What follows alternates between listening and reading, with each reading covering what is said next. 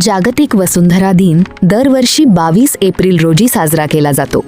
हा दिवस पर्यावरण संरक्षण आणि पृथ्वीच्या रक्षणासाठी जागरूकता वाढवण्यासाठी महत्त्वाचा आहे. इतिहास.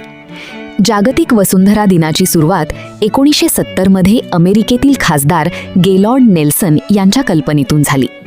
पहिला वसुंधरा दिन 22 एप्रिल 1970 रोजी साजरा करण्यात आला, ज्यामुळे आधुनिक पर्यावरण चळवळीला चालना मिळाली. पूर्वीचा इतिहास. 1960च्या दशकात अमेरिकेत जल आणि वायू प्रदूषण वाढले.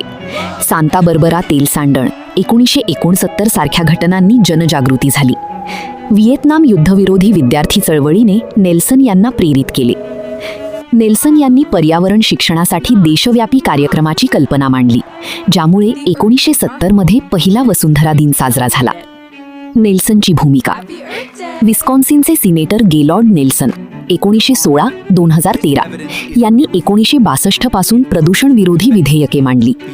1969 मध्ये त्यांनी डेनिस हेस यांना राष्ट्रीय समन्वयक नेमले आणि 22 एप्रिल ही तारीख निवडली.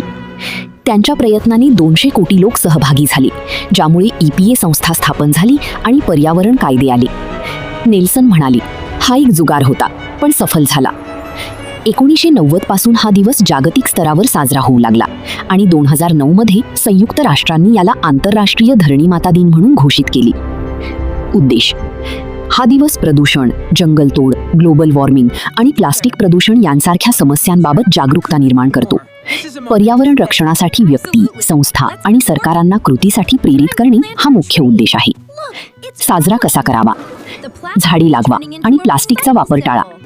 स्वच्छता मोहिमा, व्याख्याने आणि प्रदर्शने आयोजित करा. शाश्वत ऊर्जा आणि पुनर्वापरावर भर द्या. 2025 ची संकल्पना.